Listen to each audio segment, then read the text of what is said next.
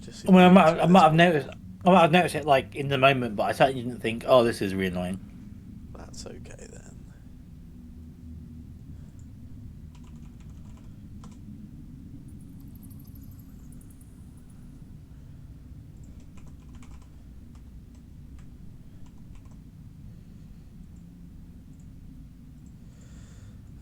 Cool.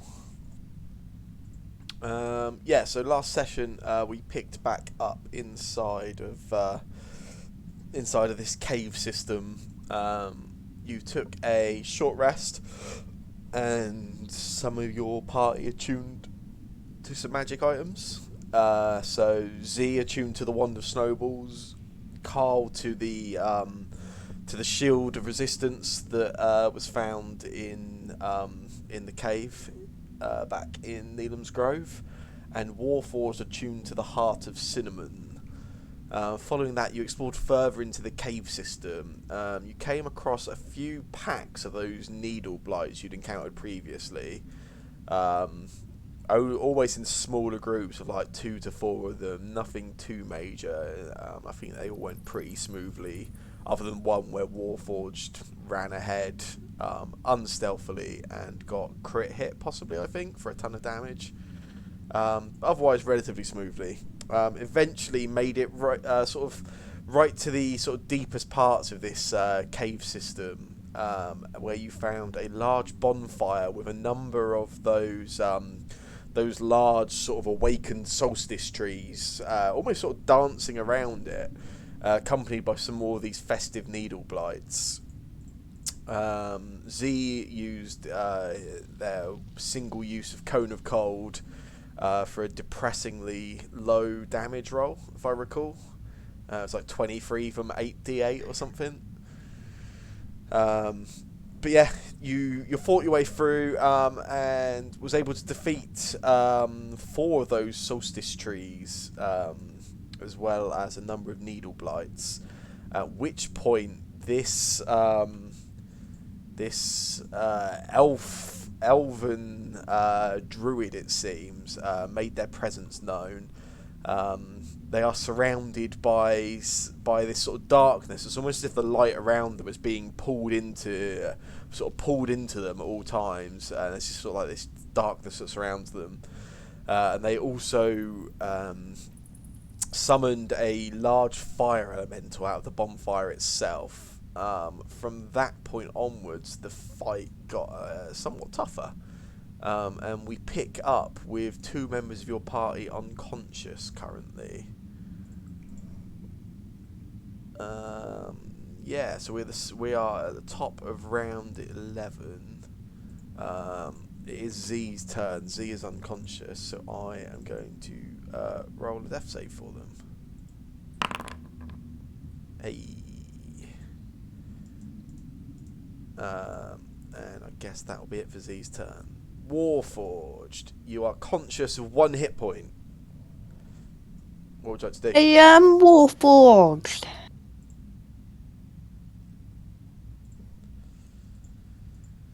Um.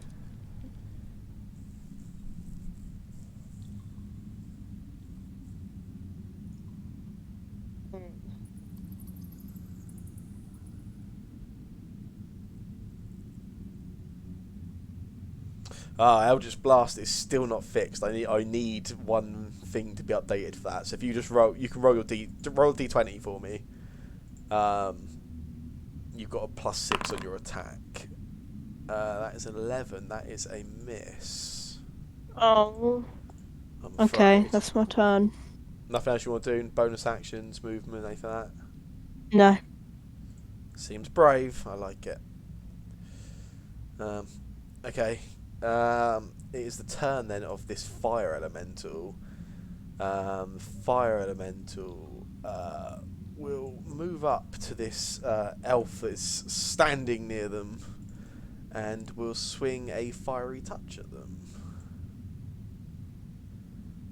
which hits Elwyn for 6 fire damage. That is exceedingly low damage rolls. And then does the same thing again, just swings that sort of fiery hand back across you. And again, that's pretty low damage, 7 damage.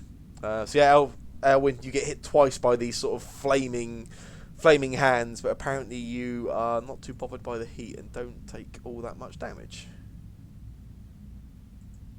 The druid's turn. On the druid's turn, they will...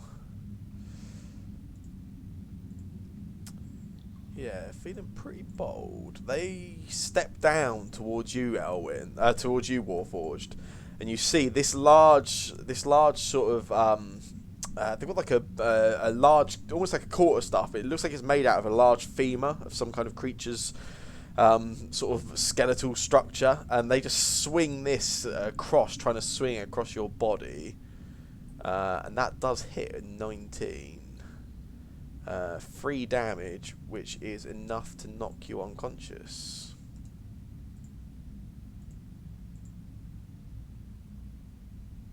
Well, okay then.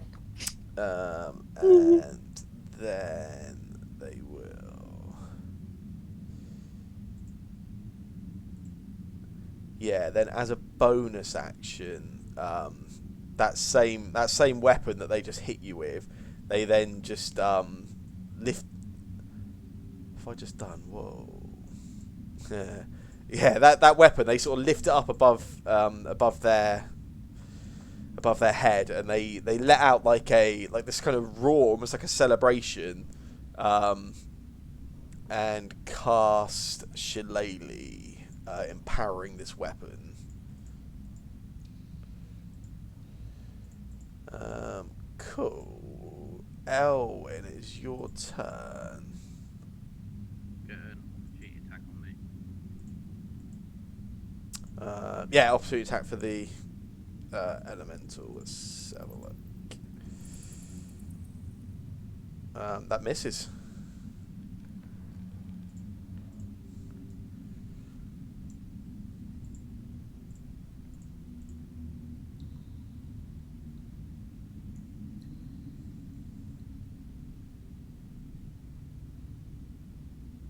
Ooh, welcome back. That's a crit miss.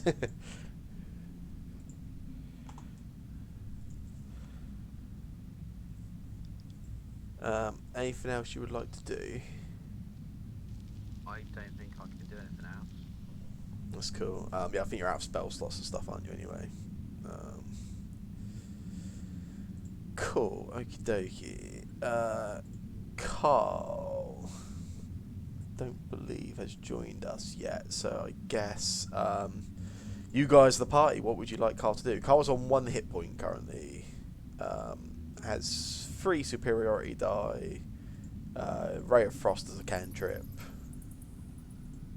Well, spoilers, because I'm taking my turn next. Yes. I'm running Okay.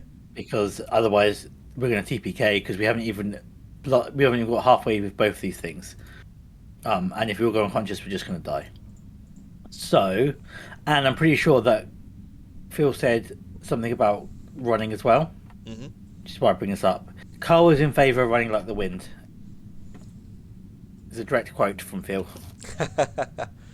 Okay. So I'm going to run. I don't know what other people want to do. Well, actually, everyone's unconscious other than Alwyn and Carl. That is true. Yeah, would you guys want to... You're suggesting Carl also makes a escape then?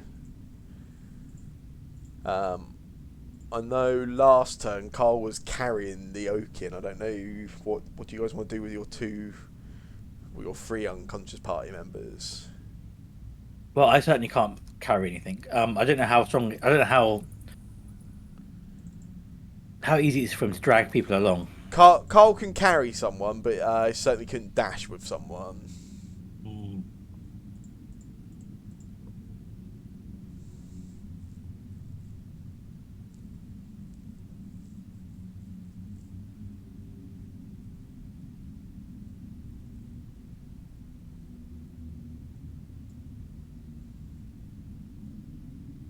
What do you think? I don't really want to make that decision. Elwyn, Warforged?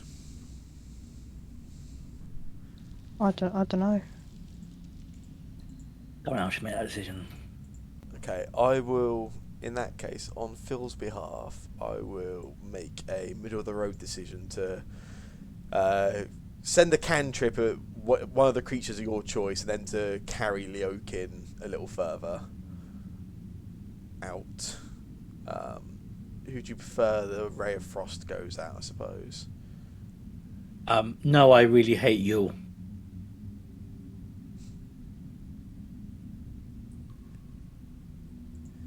Do what, sorry? His name. The druid. Oh, sorry. Right. Yes. His name is No, I Really Hate You backwards. It is indeed. Sorry, I was a bit slow on picking up on what you said there. And I can't pronounce it forward because it doesn't make any sense. I wasn't sure if anyone had picked up on it. Well done. Yeah, cool. In that case, Carl will fire his Ray of Frost, which hits for 5 damage and lowers the movement of his target. Carl will then drag Leokin behind as he makes his way up into this tunnel. Actually, kiting someone with Ray of Frost is not a bad idea, is it? Yeah. The sort of 10-foot lower movement is pretty good. Kiting being the League of Legends term for basically doing that. Like using some sort of slowing effect so that someone can't actually get to you. That brings us round to Helena. Yeah. I look at Warforged and Z and say, Z, Warforged, I'm so sorry, but I can't die here. And I dash. And that's it. Okay. Oh, no, hang on a second. No, that's it. Yeah. Yeah. In that case... I can't dash twice, right? No. No. In that case, Leokin will make a death save. Nice. Leokin is stable, still unconscious, but no longer under the immediate threat of death. Z makes another death save. Second success, so on 2 successes, 0 fails. Warforged, make a death save for me. Okay. Last one How do was a crit save. Nice. Still unconscious, but yeah, you are on the road to stabilising. Cool. Okay, this fire elemental will move its way up here and take an attack on Elwyn. First one, so yeah, moves towards you, Elwyn, and swings another one of these fiery sort of fish-shaped hands at you, and you just sort of duck underneath that as it just sort of smashes at the rock of the cave wall next to you, and then as you sort of get back up to your feet, it just takes a second swing back at you again. That one does hit you for 12 fire damage. This druid will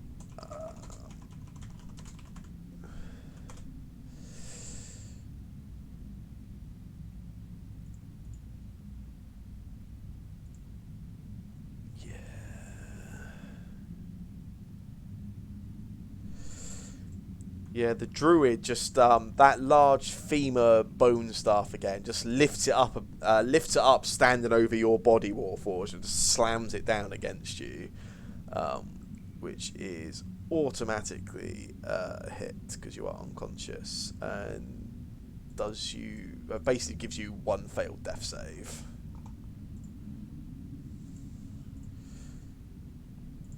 Elwyn, it's your turn. I will take a disengage. Yep. I was going to do it to pick up, but I won't hit and I'm down. That's cool. You can drag Z's body with you if you want to. He is adjacent to you. How would my movement go at that? What's your strength? Oh, you've got low strength, haven't you? Yeah, it would. Carl's pretty strong, which is why you can drag him. If you want, it would slow you down 10 feet. 10 feet. Yeah. I drag him, so if I go there and just shout for Erlen to continue dragging? I can't really drag either. I'm like super weak. I'm weaker than you. You're both the same. You're both on 8 strength, so you can both drag, but it's a 10-foot penalty to do so. Good evening, everyone. Oh, that was a muffled noise. Yeah. Oh, was that cut? That's Phil. Yeah, I think your microphone might be. How quick does the elemental move? Would I not know that? They have a speed of 50 feet. Oh boy. I will not drag him, and I will go to there then. You can dash, right? If you don't drag him. No, because I disengaged. Ah, okay. Fair enough. In that case, Carl, it is your turn. Hello? Hello. Oh, hello. Can you hear me? Yeah, you're a little muffled. Yeah, I'm going to swap headset and stuff. Yeah, sorry, whose turn did you say it was? It is your turn. You missed one round. So in the last round, you fired a ray of frost at the Elven Druid and then carried Leokin or dragged his body up this sort of tunnel of the cave where you guys came in. Excellent. Exactly what I thought I could do.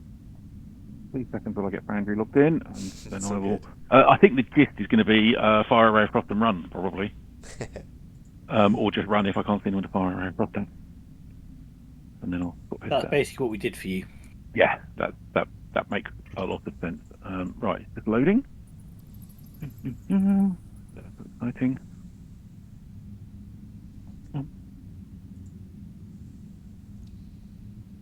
Ooh. Yeah, I will. If I can hit that fire elemental, I guess. Is that what we're doing, or do we trying to get to the guy in the middle? Warforged is unconscious next to the Elven Druid. He knocked him unconscious last round. Oh fuck. Okay. That'll shoot me. Right, so I'm targeting the elemental ray of frost. That went well. Nice. And ZVL's unconscious as well. Yeah. And Leokin's unconscious. Yeah.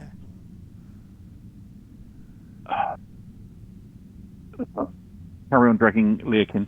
So how far? You've got enough strength that you can get full movement if you're just dragging. Okay. How far is it? 15. Where did I start? Over there. 5, 10, 15, 20, 25, 30. I think that's there. Nice. Emma, it's your turn.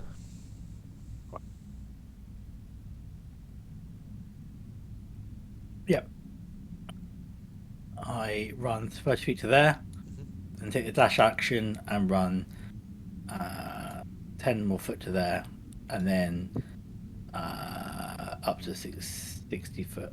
Right. Yeah. Okie dokie.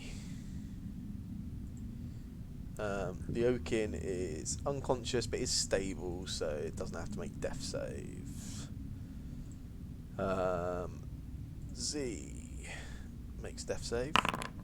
That's a fail. Puts them on 2 successes, 1 fail.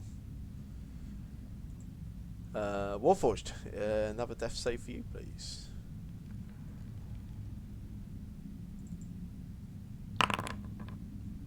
Nice. You're on 2 successes and 1 fail. Cool. The fire elemental. Yeah, can't see anyone else around at the moment, so just swings his fist down at Z, which is an auto hit, and then he does the same again, which is 2 fails on death save. Warforged, you are unconscious, but you can just about sort of, as through the sort of squinting of your warforged eyes, you see the final breaths sort of go out of Z's body as you see this fireman just slamming down those sort of flaming fists down at his body. You are pretty sure you can see the sort of life leave their eyes. We have to Jake. Yeah. Who's exactly. telling Jake that this has happened? Who's telling him? He'll watch the stream. It's fine. Yeah. Then the druid turns around and sees this happening. Then shouts over at the fire elemental. You're letting them flee. You're letting them get away. Chase them. Then turns back and just swings, almost as he's shouting, just out of anger, swings that bone staff down at you again, Warforged.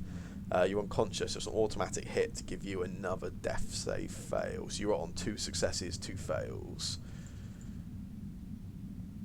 Elwyn, you're up. We'll take a dash action. Okay.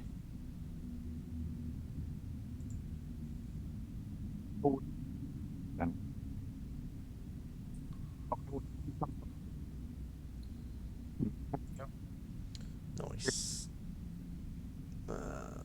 Cool. Carl.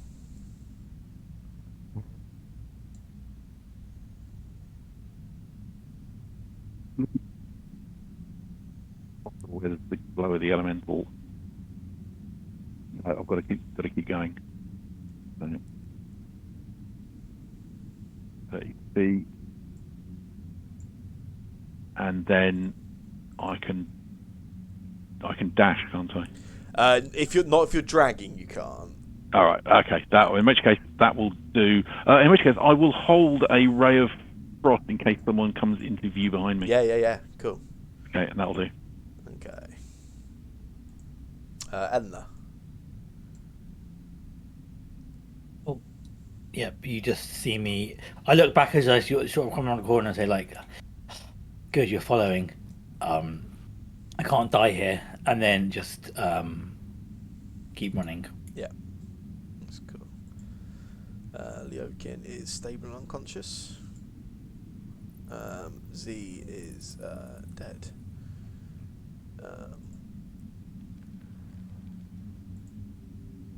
Warforged, make a death save. Your life is in your hands at this moment. Nice. You are stable. Do I get to do anything, or You're still unconscious. It just means that on your basically you're unconscious. You will come back to consciousness after I think it's 1d4 plus 2 hours. right? Cool. On the fire elemental's turn, it moves up in this direction. I think Carl, you can see it now. I can see it. You can take your ray of frost. Ooh. Nice. Slows it down slightly. Yeah, it does. Yeah. Then it will. Yeah, it will take a bonus action to dash, although its movement speed is slowed now. It does still enable it to get up alongside you. It can't make any attacks though, so it just chases down through this tunnel, sort of illuminating all around it, and just is right sort of breathing down your neck proverbially. Cool. This Alvin Druid looks down at you, Warforged. Let's make an intelligence check. Yeah, seems pretty confident that you are no longer moving. It's pretty confident it has done what it was set out to do against you. And will.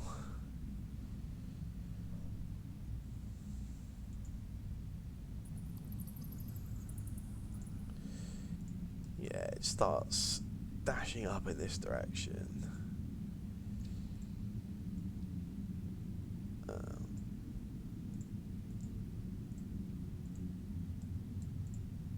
Yeah, it can see Carl, but has taken a dash action, so can't do anything as he comes into Carl's sight. Elwyn. Take a dash action. Yeah, of course. 10, 35.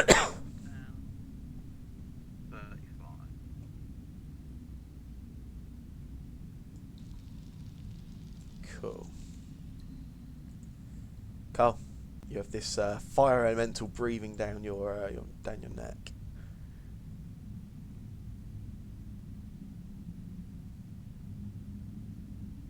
Budget.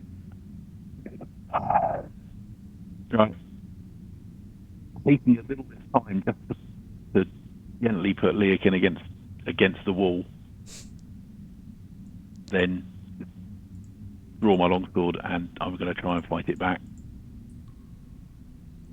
You shall not pass. Yeah, exactly that. Yeah, you hit. Oh yeah, I think I take damage when I hit it though, don't I? Do. Yeah, that's not good.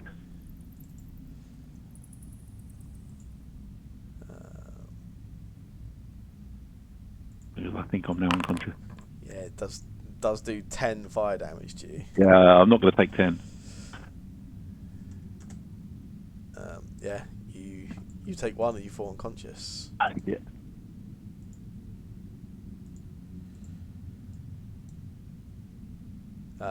Yeah, and you can just hear some noise going on further back down the tunnels. Yeah, I am slightly upset that this time round I didn't see the light come behind me.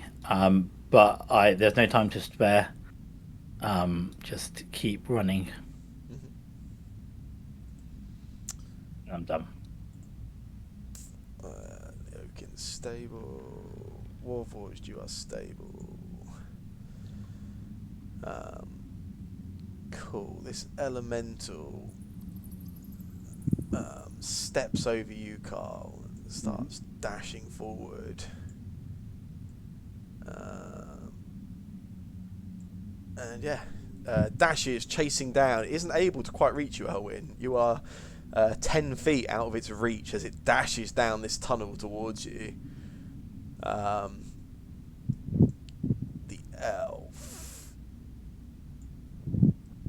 does the same thing, dashes down the tunnel and stops beside you, Carl.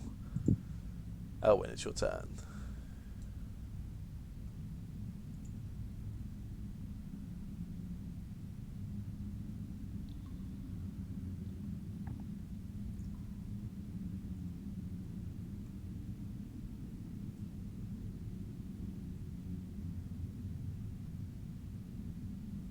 And take a stealth action.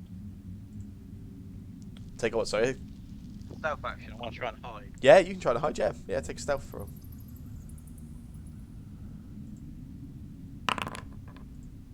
Nice. Cool, yeah.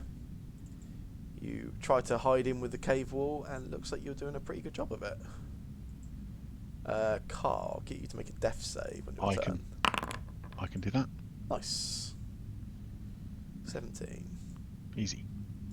Edna. Yeah.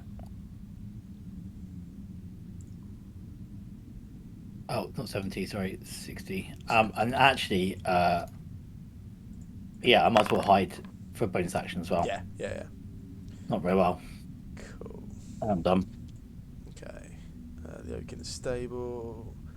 Warforged, you are stable. Cool. The Elemental. What is his passive perception? Oh, you got a 20 actually. I'm sure his passive perception is not going to be a 20. Cool. Yeah, you see it dash down this direction. Just dashes straight past you, Elwyn, seemingly unaware of you being there. Dashes down this way. Yeah, and you hear it sort of roar out towards you, Eleanor, but can't actually catch you.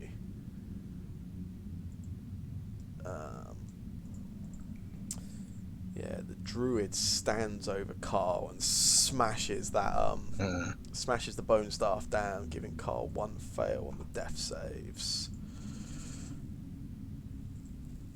Elwyn, you are well hidden in the tunnels. Do I have to know another stealth check if I move? Depends how you want. Depends how you want to do it. Depends if you want to move stealthily or if I you. want to move stealthily along the alleyway, back this way. Yeah, you will have to make another stealth check then. Yeah.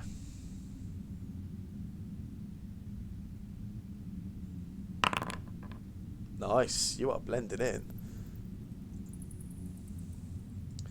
Cool.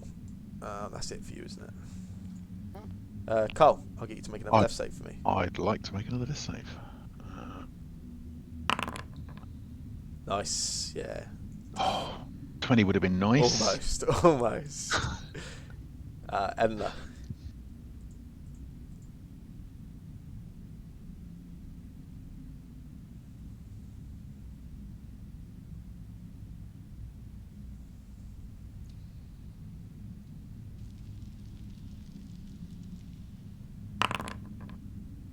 Nice. Run, run, run. Leokin is unconscious, so is Warforged. Cool. So this, it comes up this way. Dashes and just goes straight past you, seemingly unaware of your presence there at all, Eleanor. This druid again just smashes again that bone stuff down against Carl's skull. Carl, you're unconscious, but you almost just sort of like come to for a second, so you feel this smash against your skull. It's got a roll. Elwyn, it's your turn, and your bless has finally expired. Wow, what a 1 minute spell that actually expired. Throw another stealth check. Yeah, go for it. You are blending in with this tunnel, Elwyn. You are one with the rocks. Carl, make a death save. This will determine your fate. I need a critical success on this now. And I didn't get it. Yeah. And as I said last time, it sort of hit you on the head. You almost came to for a second. And again, you've just come to consciousness enough for just a split second. If you've got any final words you want to... I literally just... I'm going to ignore the druid. I'm just going to look across at Leokin and just go, I'm sorry, James, I tried. And then die. Okay. Carl. Sorry, Eleanor. Carl's no more. Stealth. If I don't do anything on my turn, it's the same as my previous roll, right? Yes, if you do nothing, yeah. I do nothing. Okay. I wait with my back against the wall, holding my breath as much as I can. And you see that elemental sort of moves out of your sight. You can no longer even see the light of it sort of shining, and you just hear it roar as it sort of carries on further down into that tunnel system somewhere.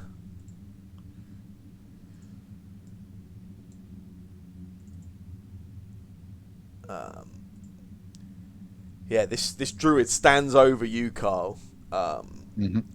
Hears you sort of make your final words, and then starts making its way down into the tunnels again.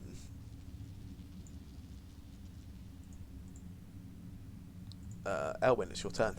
You see just ahead of you this Alvin Druid, apparently unaware of your presence, turn the corner. I'll just hold my breath and stay still. Yeah, cool. Yeah. Carl, you are dead. Ella, it's you again.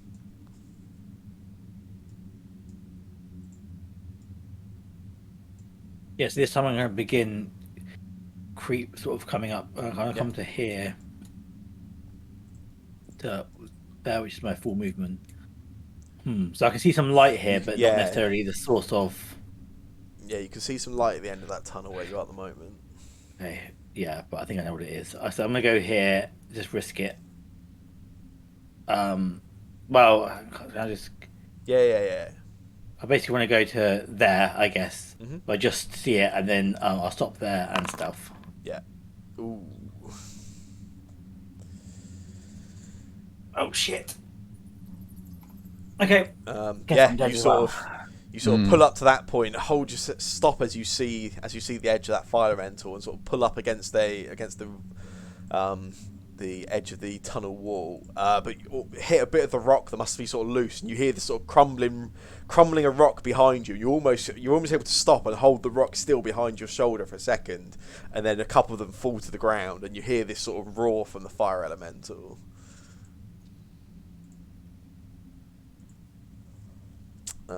Yeah, it comes swinging back in your direction, and it does see you. Yeah, it dashes back down towards you, and swings the fiery touch at you.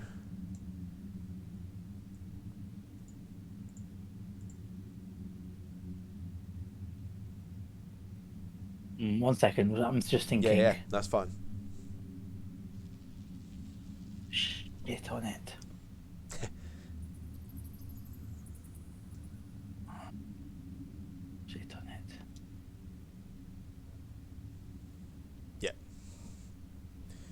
You shield. So yeah, hit comes down towards you, and you can see it coming towards you. You're just able to cast shield as that hand's just about to reach you, and it sort of deflects all these flames off into a different direction, and it sort of lets out another roar and just tries to do the same against you again. That time hits with the shield. 10. Which leaves you on 1 hit point as it happens. Cool. This druid seems to have no sense of you being there, Elwyn. What did you roll again? Oh yeah, you rolled. Yeah. Okay. You are stealthy. Yeah, and you see it sort of run past you. And as it runs past you in this tighter quarters of this tunnel, you notice all the light, even the small flickers of light inside the tunnel system, and even with your dark vision, as it sort of passes you, it's almost like everything around it is just being pulled in towards it. And even with your magical dark vision, for just a second, you actually kind of like. You notice that even for yourself, you're almost blinded to it for just a moment, and as it passes you, Elwyn, you gain your normal dark vision sight back as you were normally used to having. Yeah, it carries on further down the tunnel, and you see it just sort of almost edging round the corner as your turn begins.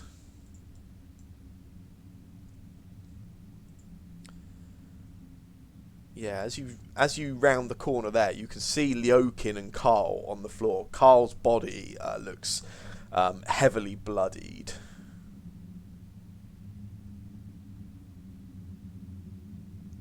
Does it make much noise? If you dash? Yeah. What sort of armor are you wearing? You're only in like leather, I think, aren't you? I mean, dashing is not silent, but you're in relatively light armor. Stealth again in case he comes back around the corner. Okay. Keep doing the stealth.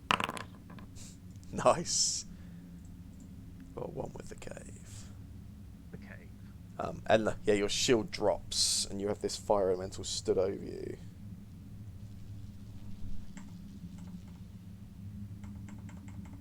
Yeah, can I run past it?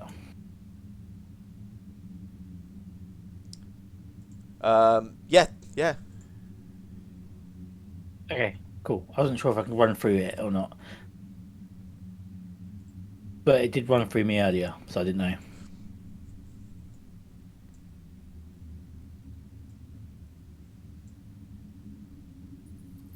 When I say run through it, I don't mean run through it. I mean run through the token. I mean run round the outside of it in real life. Oh yeah. With something like an elemental, I'm fine with that. Yeah, if it was like some kind of solid beam or something, yeah. I think you've got enough room to squeeze around just about. Yeah. Yeah, I'm not trying to touch it. Okay, fine. So I'll take this disengage action. Mm-hmm. I'll go to there. Yep. And I will try to hide. Nice. Yeah, even with it quite near you, you run past it. And you again, much like Elwyn, become one with the rocks. Yeah, as I run past it, I seamlessly pull my cloak up to the hiding cloak thing. But like it's like almost seamless, so that it's like I just disappear almost, yeah, round the corner. Very cool. Yeah, you see it sort of turns around, and yeah, sort of dashes up in your direction. You feel the sort of heat as it brushes past you, and you see it actually kind of stops almost for a second. It lets out another one of those roars, kind of unsure of what it should be doing, and then you see it just edge up to the sort of entrance of the cave. And again, as it gets out into the sort of this open, snowy landscape, you see it sort of let out another sort of roar, almost like a slightly pained roar that maybe a reaction to the cold itself, and then it pauses there. Our druid will do this. Yeah, I think I should point out he's not our druid. Elwyn, it's your turn. Really random question, but has Lurking got any healing scrolls or potions in it? Has no scrolls, but does have, as Leokin has one first level spell slot left, and also has lay on hands with 20 points on it. Is there any way I can wake him up without a healing potion? No, he's stabilised. You would need something to give HP to wake him at this point.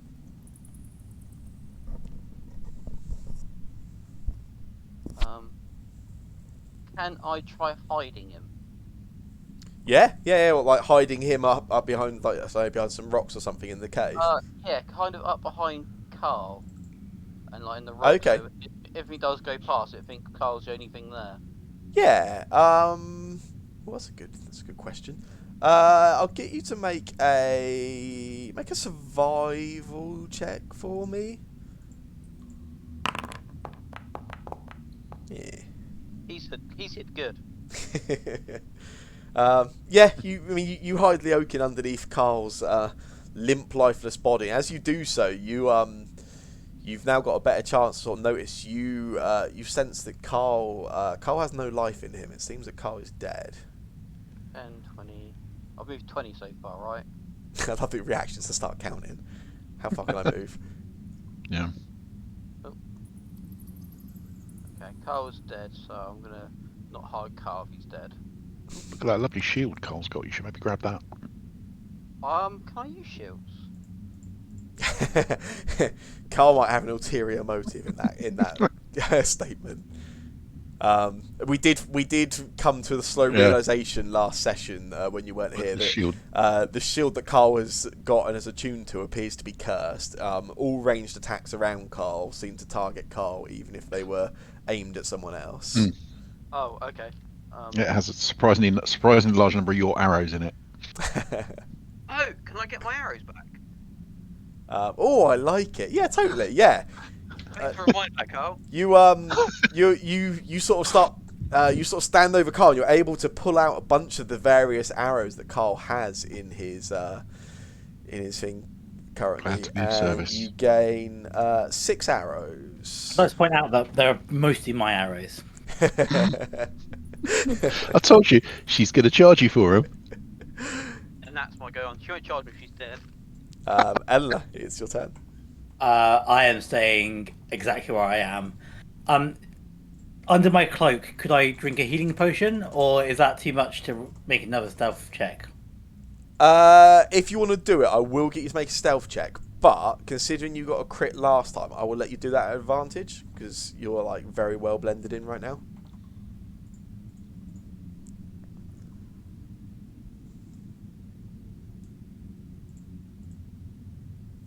Sure. Let's do that. So I'll take a potion. Oh, right. Potion of healing. Recover 6 hit points. And then, what's the advantage? Is it ult? Yes. That's a sleight of hand check. That's a sleight of hand check, but it's still a 20, right? So yeah. Whatever, yeah. I just slightly slipped with my button when I That's all clicked. good. And then so I like put it out very closely, like put it to my lips, and somehow managed to like suck enough healing potion out of it to heal with like basically not moving until. And then I just tried to breathe without making a sound, and my chest is hurting from all the running. I'm burned and bloodied and slightly charred, and I'm just gonna stay in the corner. Nice.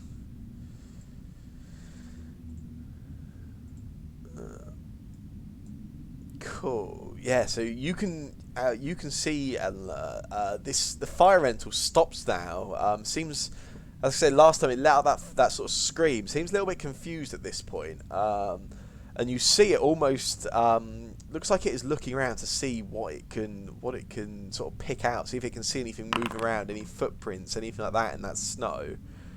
Yeah, takes an action trying to see whatever it can and finds absolutely nothing. And you see it sort of stops motionless for a few seconds, then just roars out and moves back into the tunnels, seemingly unsure of what it should do next. Where's our druid? There.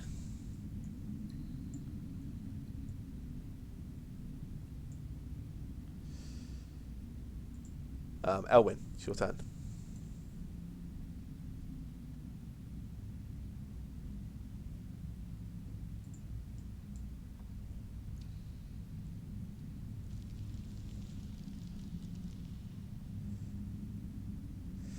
Yeah, as you turn that corner there, you have precisely the right amount of movement to come running up alongside Xaviel's prone body on the floor, and as you do, you see Z's skull is cracked open. There's almost like a large depression in the top of the skull where it's been smashed with that large bone staff. And judging from the look of the injury and from the lack of movement in the chest, you are pretty certain that Xaviel is dead. I've no bonus action, so Okay. be done. Aye. Enla, it's your turn. I stay exactly where I am. Yeah, that's cool. No worries.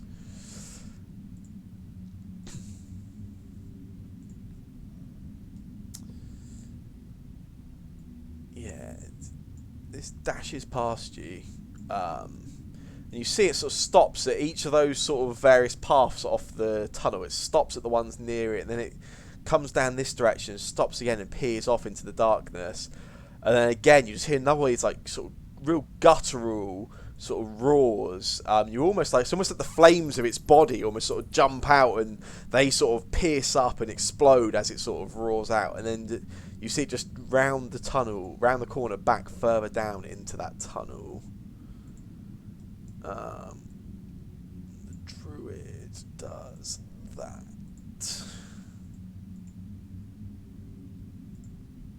Elwyn, it's your turn.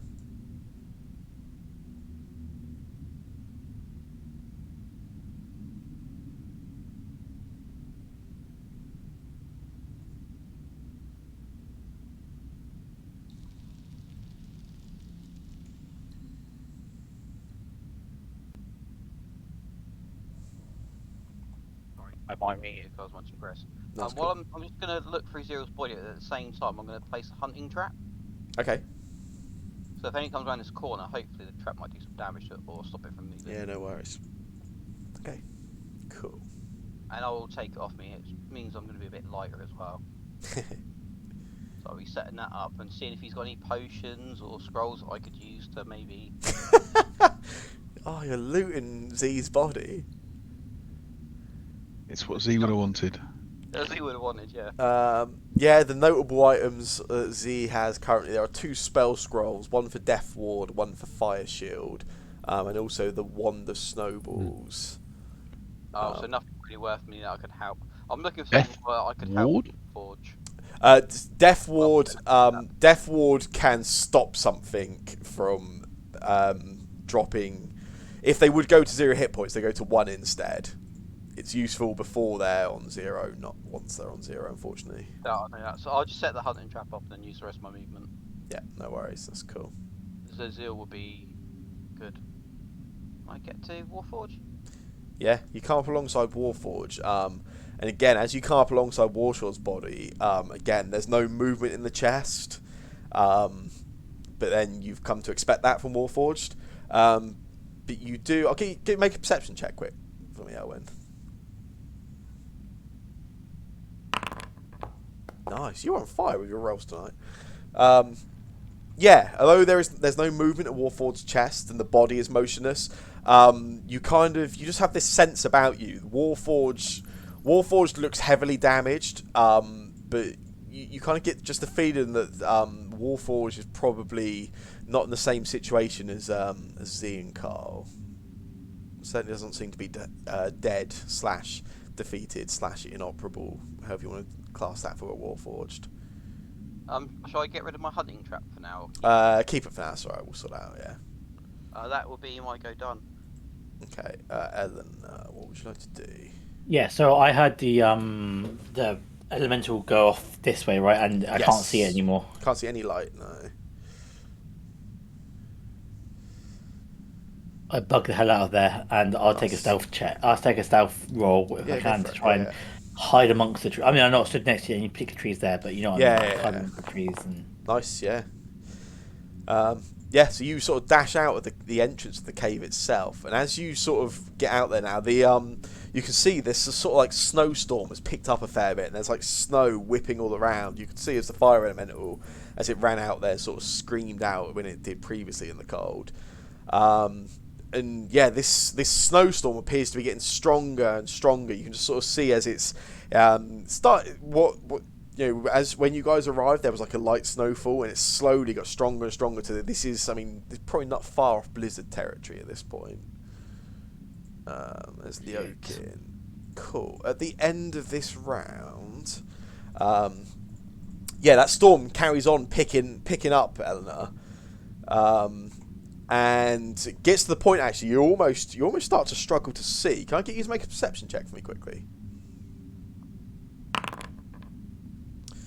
Yeah, you're shielding your eyes, you're trying to hide yourself as it is, and you're trying to sort of pick out anything in this snowstorm, this blizzard that's going on. And as it gets harder and harder to see, at this point, your sight is pretty much just this like flurries of white movement across your eyes as the wind and the snow is picking up. And for just a moment, you think you can see some movement, and then again, your whole sight just sort of goes white, and you feel this massive gust of wind as it sort of pushes towards you, and almost sort of seems to push into the cave itself. You sense behind you.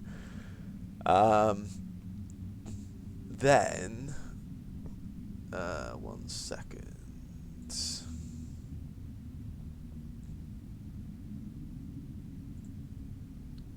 We are going to end combat.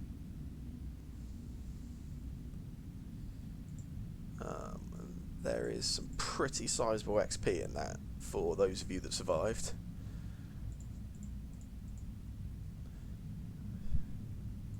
I would say death is the ultimate experience.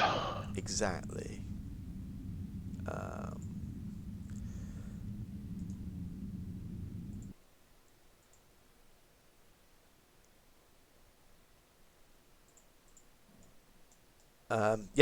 And all of a sudden, you like I say, you have that rush of wind past you, Eleanor, and then you sort of open your eyes again and blink, and that sense of movement has gone, and the cold has gone. You find yourself, you can feel this like the warmth of an open log fire, and you sort of blink and look around you, and you find yourself in the You're Welcome Inn.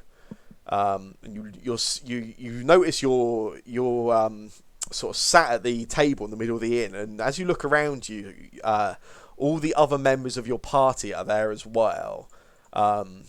Warforged, Z, Leokin, and who else is unconscious? Someone was, right? Carl, that's it. Yes, sorry, Carl was dead. Yes. They are all there as well. Each of them sort of face down on the table, and you actually you see Elwyn is sat opposite you as well. Elwyn appears to be conscious and just the same as you, appears to be kind of somewhat surprised by whatever has just taken place, not quite sure what is going on. And yeah, you all find yourselves face to face with each other, or at least the two of you that are conscious. So I come round and sort of go like, I must have passed out, and then look around at the 3, is it unconscious? 4 unconscious people? 4, Jesus pissing Christ. I just start screaming, help, help. And as Jack, help. Something horrible's happened. I tried to find you. I'm not sure what happened. Carl and Warforged, you both, all of a sudden, you hear the first sounds you have heard in within what could have been moments, what could have been hours, as far as you were concerned. I get up and start rushing around. So I don't actually notice they've woken up. And they're going to say something because I'm in a panic, kind of running around the inn trying to find somebody. Waking up in an inn with my face on the table is not an experience that I've is an experience that I've had before. So that bit doesn't particularly, but so there's just like a second where I just think, oh, not again, and then kind of just throw myself up and reach for the sword, which is no doubt it isn't, but lying around me, and just look around for the fire elemental just for a second. Yeah. And just like, what the fuck? Oh, it was a dream. Warforged, you find yourself coming back to consciousness. The last thing you can remember is being unconscious and just seeing that druid stood above you, slamming that bone stuff down towards your head, Warforged. What do you think in the moments of consciousness? Is this heaven? Are you asking out loud? Or? Yeah. I said, am I in heaven? And then I look around and I see everyone else and I'm like, oh, we all died there. Oh. We didn't all look over at Eleanor. No, actually, look over at Elwyn. I think it was Elwyn I saw last. Did it get you as well?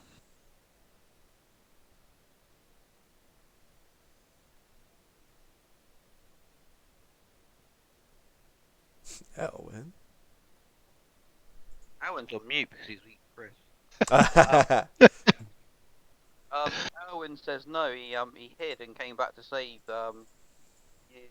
Zevio and Warforce, but you and Xylophone were dead.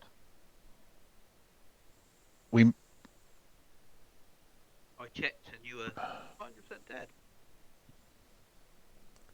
And Z is conscious but pretty quiet. It seems taking in whatever has happened. Oh, anything I took from Z, I'll pass back to him right now. Have I got? So yeah, have I got my equipment with me? Is my sword?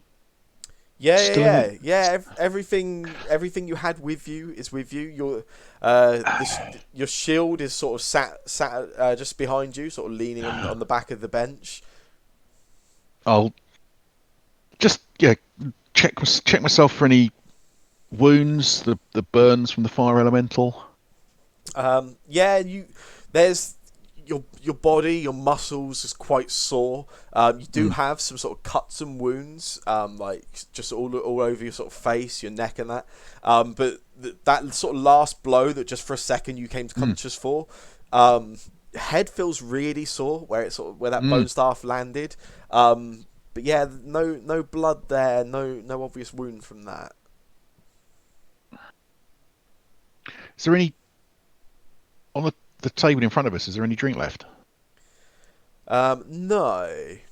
But as you ask, there's a door behind the bar itself which opens, and rather nonchalantly and casually, this barman Jack walks through once again, and you can see he has with him a tray of what looks like steaming drinks. Smells like mugs of hot chocolate.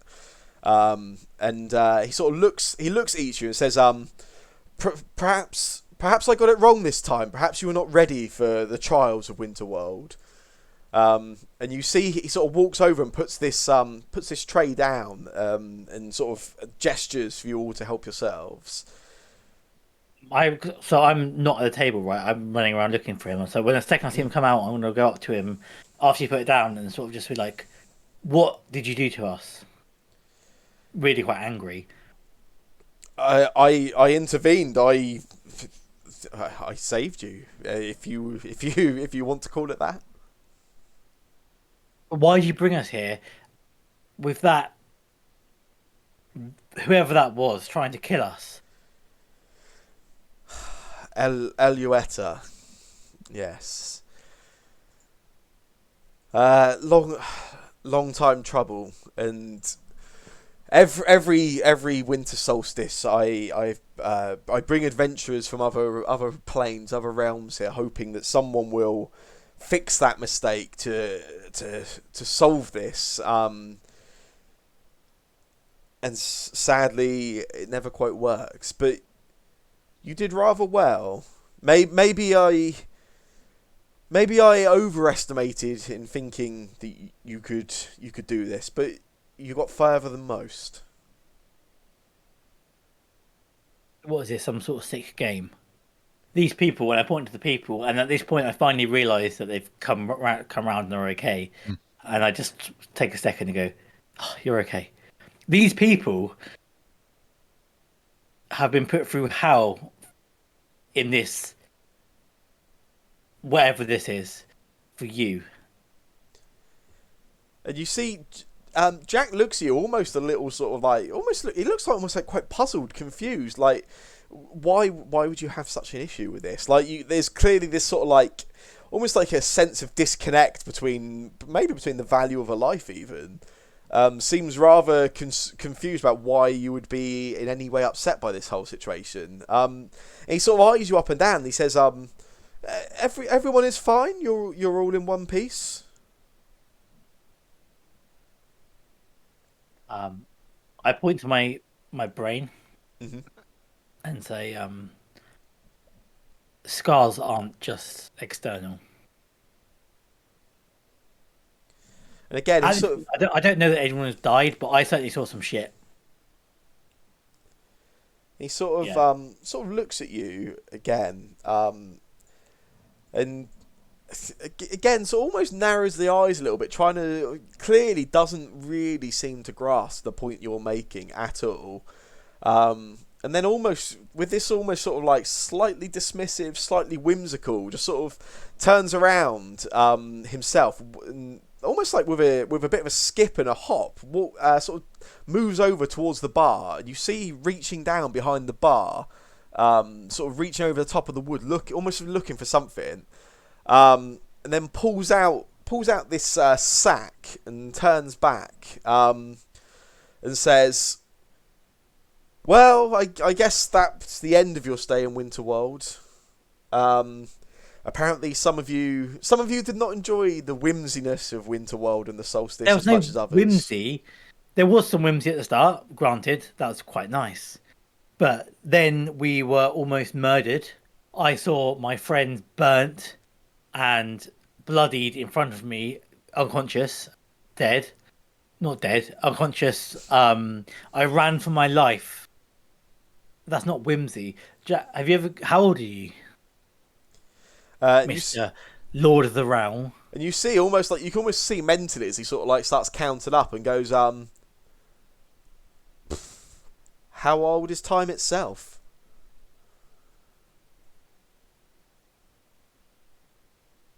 Then perhaps you don't understand the value of life. And can you make a general charisma check for me? Just normal one, yeah? Yeah. That roll. Be good. 18's Nice. okay. Yeah, and Jack sort of stops for a moment and just sort of looks at you, and you can get this sense, almost sort of just pondering the point you're making a little bit, and just falls silent for a moment or two. This is a cool trick to play on mortals. That's what I was saying. I'll go back to the table at that point whilst he's thinking about it. And as you sort of walk back to the table, Jack's eyes sort of follow you, and anyone paying attention to Jack, you get this sense that maybe that that conversation has had some kind of maybe won't change Jack's mind, so to speak, but certainly has maybe made him reconsider whatever he has done on this day. I make a point of, when I go back to the table, going around everybody that's at the table and seeing how they are before I sit down or anything, and especially the younger members of the party. So Leokin for sure. Just like oh, you poor thing, sort of, kind of tending to any bruises or what have you.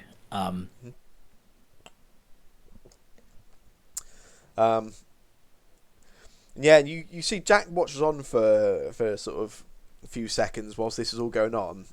And then he says, it's almost like he sort of picks himself back up. You almost see him sort of straighten himself up a little bit and shake his shoulders a little. And he says, well, it wouldn't be correct to end the winter solstice without some gifts.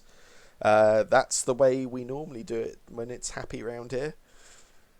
And you see him start sort of fiddling around in this bag, and he's got this sort of Hessian sack, maybe sort of 2.5 foot, but it's almost comically, you see him sort of go almost like shoulder deep as he throws his arm down into this bag and starts sort of rustling around, and it's almost like you can hear the sound of like hundreds of items all sort of clanging against each other, and movement coming out of this bag. And then he stops for a second. He goes, "You've already got something from Winterworld." And he looks around at your party. He says, "What did you all get up to in town?" I got bitten by a couple mimics. Yeah, we played Spot the Mimic. We had a snowball fight. We had a snowball fight. Then we saved the town twice. We fought a gingerbread man. Yeah. Then we fought some trees. And he stops you for a second. He sort of puts his hand up, and then he points a finger at you, Warforged. And he sort of points at the heart of cinnamon, that large red, translucent red heart, and says, "You didn't have that when you arrived."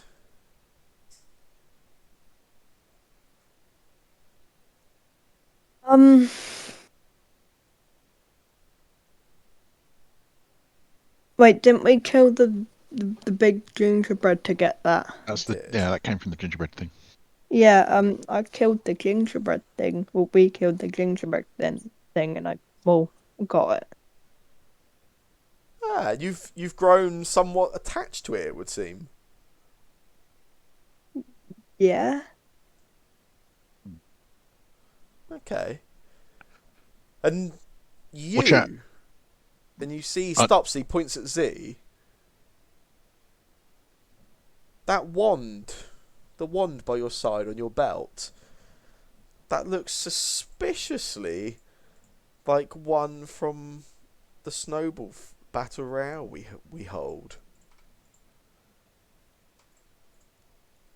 And Z's is almost certainly going to say no. Yeah, Z, I'm sure, would plead ignorance at this point. And Jack, you see, almost sort of eyes the wand up at Z's side, and then says, "And you've made good use of it seems." Bearing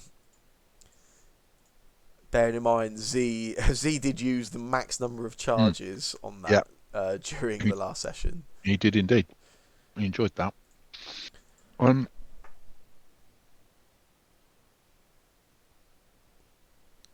I'm going to look across at Warforge, and you going to drink that chocolate? Huh? The hot chocolate. You going to drink it? Should I? Probably not. I don't know. Do you need to drink? I sort of do need to drink because, like, Mm. yeah, it's kind of Fair, like oil, but yeah. fair enough. But if you want it, you can have it. Oh, that's very neighbourly of you. I'll reach over and drink it. Kind of ignoring Jack. That's cool. Jack sort of again looks up at you all and then says, well, it seems you've got two gifts there as it is, and then he stops again. He almost sort of then where he had this like one finger that he pointed at Warforce and the other finger he pointed at Z. All of a sudden, like the 5 fingers of his hands spread out and point at one of each of you, and then he sort of stops for a moment and grabs the finger from his other hand where he doesn't have enough and points it at the last member of the party. He says, "You all played the game of gifts." Yeah. I'll look Yeah. over at I'll look over at Z and just and what a surprise! There's a price. And Jack almost interrupts you. He says, "You've paid the price. You've paid the price. You've got your gifts. I should warn you. Any items from the game of gifts are yours to keep. Those are the rules. Any boons you were granted, they will stay with you for a time, but they will not be permanent. But the least we can do is that see that they return with you to your own plane, your own realm. But those items, the wand and the heart, that's a lot of power for me to send back across planes, and if nothing else, I would not want to upset your gods. Perhaps it would be up to you to decide which of the two you would like to keep."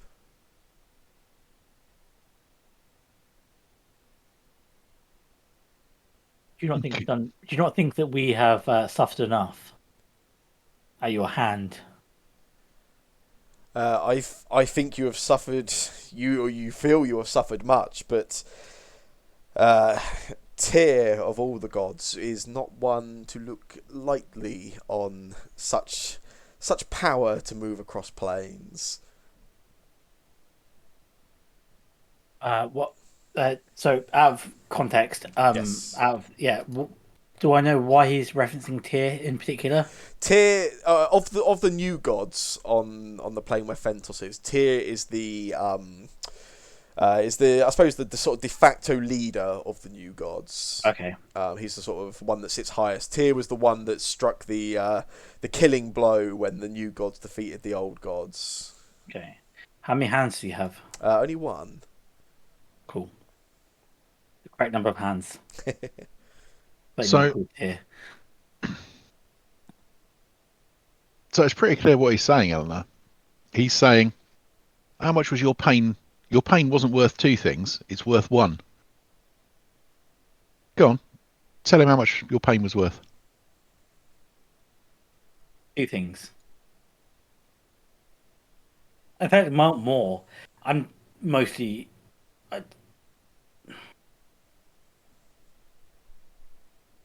Life is the most important thing to mortals. Are you a god? I sort of missed. I suppose in the language of your place. Yes, I guess. Yeah. Jack the God. I like it. It's a ring to it. Jack the god. To us mortals, life is the most important thing. Life is all we have. And you, on a whimsy, took it away from us. And now you say that we cannot have the things that we earn rightly in your whimsical world. I say whimsical sarcastically. I think it's a travesty that we haven't all been given magical items, let alone that you're taking one away from us. I'll get you to make a persuasion check, Eleanor. Oh, I'm good at that. I'm okay at that. You're good at it. Yeah, Whoa. but especially based on this earlier conversation, you see Jack stops and pauses for a moment and says, sort of stops, he eyes you up for a moment. He says, you're a strong-willed one. I'll give you that. I guess you can live with the consequences yourself. If you wish to take them both, you may take them both, but Jack will not be held responsible if it upsets anyone back home. My argument was also that we should all get something. That is a good try. And then he stops for a second and he says, I suppose you've experienced enough. Some of you seem to have enjoyed your stay less than others. It would only be correct to send you home. But we do have one other tradition here in Winterworld when the solstice comes round. I believe in some realms when they celebrate the solstice, it is traditional for those with good in their heart to receive a gift, and for those that do not make that list to go without. But we do things a little bit differently in my realm. Maybe those with the coldest of hearts, the darkness in their heart, maybe they're the ones that just need a little bit of encouragement to get themselves back on the right path. When you see him, he reaches down into that sack again. And again, there's this sort of like clanging of noise, and then, that's the one. And he pulls up, and he sort of pulls out of the bag a sword, which looks like it is made of pure ice, essentially. This sort of icy greatsword, and he passes it over to Leokin. And as he sort of places it on the table down in front of Leokin, he makes eye contact with Leokin. He says, there is much coldness and darkness in your heart, but perhaps this can be a little reminder of what can come when one lets warmth and goodness into themselves. So what you're saying, Jack, is that you in this world you make a list and you check it twice, but you reward people who are naughty and not nice. And he sort of looks at you and he smiles briefly. He says, you make a good point. Maybe this time I have chosen to reward for crime. Oh. And he stops. So go on. And I just respond with, you can quit your rhyming bullshit. I've had enough of this. Yeah, and he again, he sort of looks round all six of you, and he says, well, I hope that on some level some of you have enjoyed your stay in Winterworld. You did better than most, and perhaps this will not be the last we see of one another when the solstice rolls around again. Oh, I hope so. You can bet on that. Maybe next time you will prove yourselves of, and he sort of looks at Eleanor, actual use. And then he claps his hands together twice. And each of you find yourselves full unconscious. What a dickhead. Typical God didn't give you the last word. Don't worry. I'm looking forward to Christmas 2022. We come back for revenge. Yeah, assault on one Winterland. Assault on Winterland. At that point, we'll be like super, like level 10 character or something. And well, cue the montage where Carl goes full on warlock. Warforged, you you immediately find yourself just resting, eyes open, aboard the lightning rail on the way to Griffinsteel, where you last remember being on this plane. And just for a moment, you could swear you see snowfall out of the window of the lightning rail, and then almost immediately it's sort of gone, and it's just the darkness of night. But there is one small snowflake just sat on the tip of the wings of your pet bird.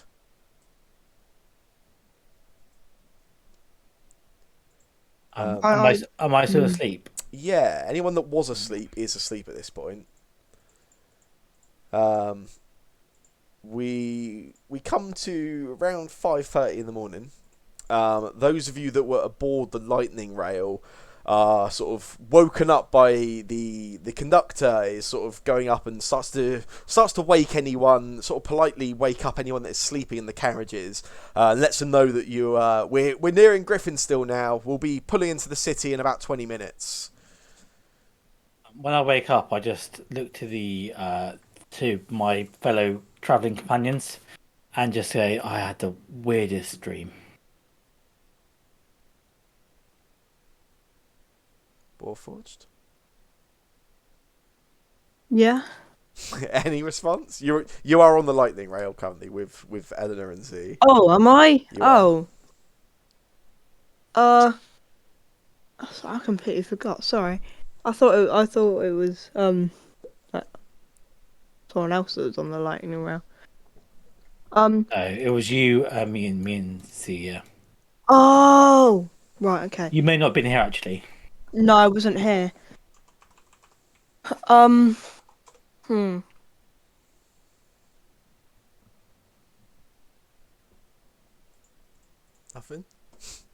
No.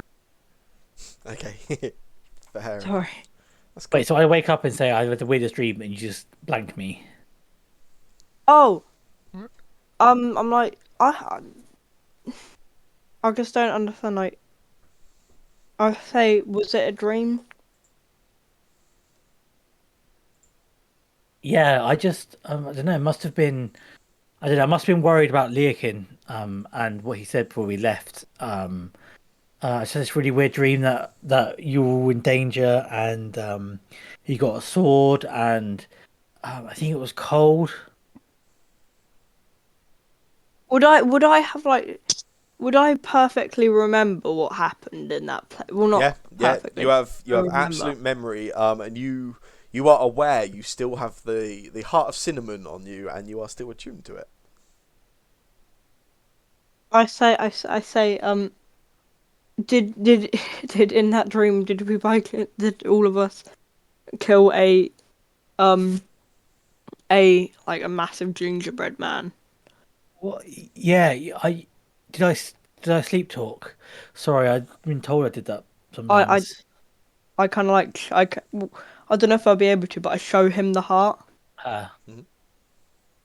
Did the gingerbread man have a heart like that? That's what I say. Where'd you get that from?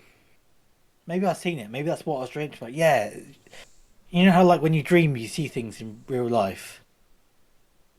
In your dreams. Yeah. Well, Where'd you get this from? I got it from killing him. Well, from when we all killed a massive gingerbread man in a snowy place. What? Where? When did you do that? Like last night. As far as you're concerned, Warforged, whereas anyone that was asleep sort of has fallen asleep, had this experience, and then woken up, Wasn't it like having been a Warforged, you've just kind of been aware of everything. You literally 1 second were on the train, and the next second were in that bed in the inn. I look through my bag, and just look through my eyes, what I've got in my, and then just go, what? Did that happen? And I turn to Z, but Z's too busy writing something in his book or something, I don't know. Yeah. Yeah, that happened. And you inside. as you sort of Yeah, look through your sort of belongings, you notice you have the spell scroll, which you thought you gained. You also notice two healing potions you previously had are no longer there, with no trace, no empty bottles, just gone. Yeah. Jesus, this is an expensive trip. I just slammed my hand on the. I guess there's like a table that I sat Yeah, round or something yeah. on the train, and just got damn the gods. This is why I don't follow them. And I get up and grumpily go, I need to find some breakfast. And is there like a breakfast cart on the train or something? I just go off and yeah, whatever. And then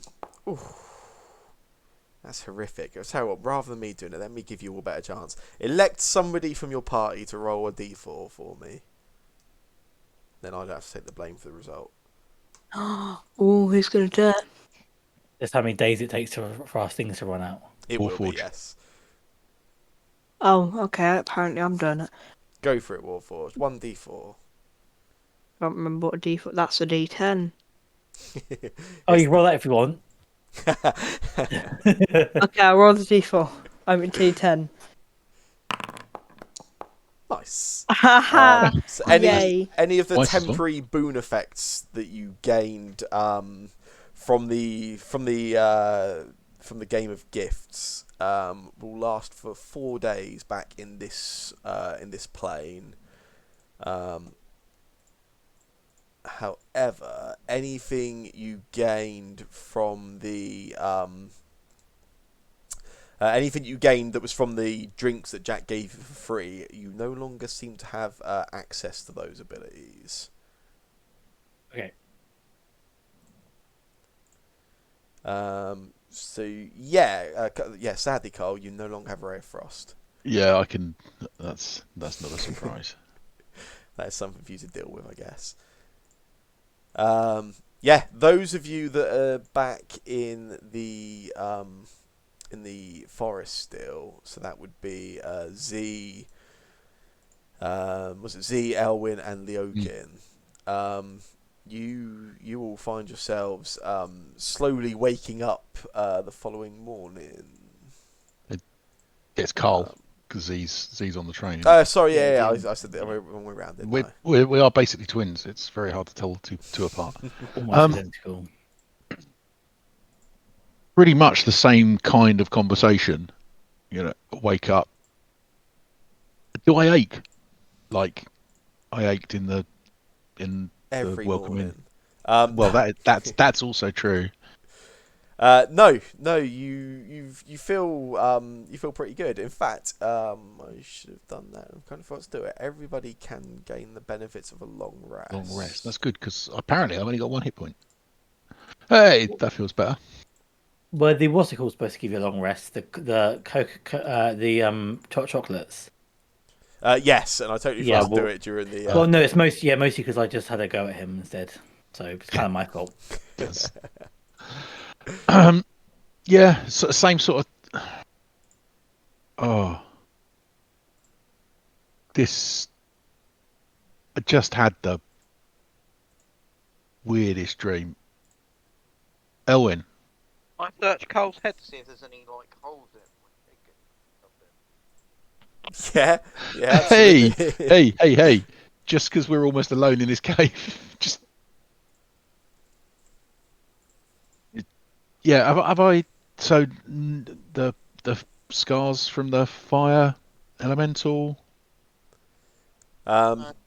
Pretty much gone. I mean, you don't feel at your absolute best. You probably feel a little sore in places. Again, that's every morning. But yeah, in terms of like heavy wounds, anything like that, no, you seem pretty unmarked. Who's actually in the cave, by the way?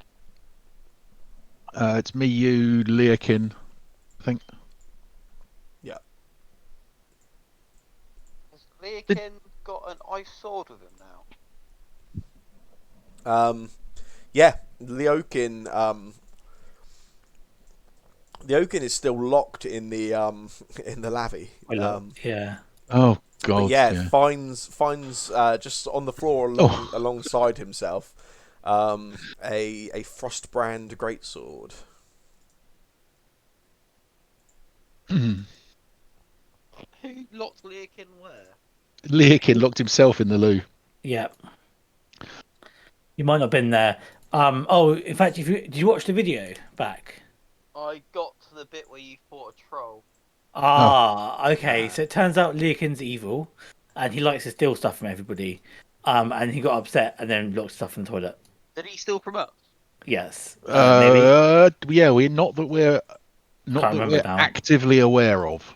I don't think. I haven't checked whether I'm missing anything. He didn't steal from us. He stole from other people around us, Yeah. like the brewery people. Yeah, which he did. I have actually watched that.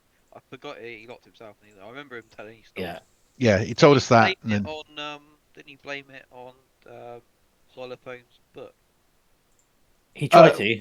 Well, he thought Xylophone's book turned out to be A celestial. Celestial, so Celestial in nature, isn't it?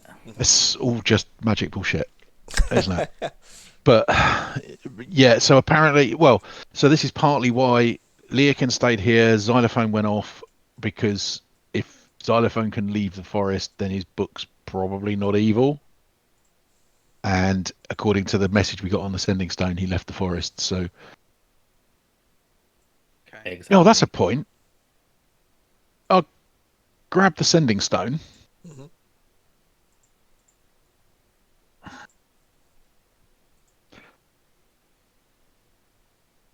Activate it. We've just had some really weird festival dream. You guys? That's about 25 words. Something like that. And it's me. I have it. yeah. So, at this point, I've walked off to go find and I just replied going like, "Not you as well." Yeah, apparently it was real. Alive? Hey, what was that? Is Xavier alive? I didn't ask. So, Did he die? you can't actually. So the way sending works, you can send one message and get one in return. No, exactly. We finished the sending. I was asking Elwin, did he die? Because I didn't. Last I saw, he was unconscious. But you were dead, and Xavier were dead. Shit. Well, I'm alive, so I'm trying to see if I can put my finger through your head again. yeah, just stop it, because it hurts. And when did you last wash your hands? Oh, we've been in nature for a while, haven't we? that's exactly what I'm worried about. I'm sure I can wash my hands with my spells. And then I will do a cantrip of illusion, which I don't actually have, and pretend to wash my hands.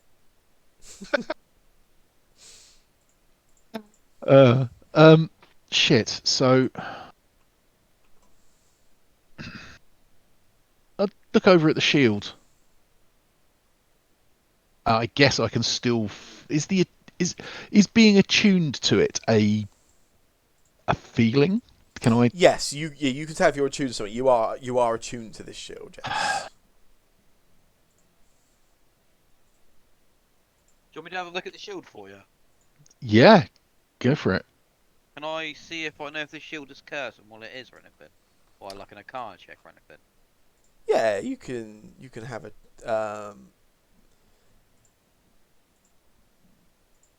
So let's have a look quick. Yeah, that's magic. Oh, it just took 10 damage. Oh yes, that's because his aid finished and. That's Was it me poking in the face? again. That's every morning. Yeah, so you are able to you sort of have a look at the shield, and you are able to ascertain that it's definitely magical, Elwin. You're able to tell through spending some time with it.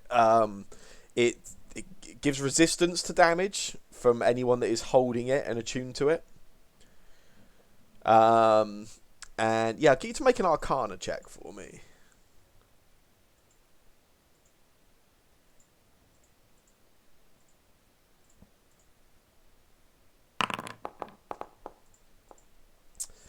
Yeah, you spend a little bit of time sort of with it, trying to get a read on it, trying to sort of pick up anything you can from it. This is this is certainly a cursed item.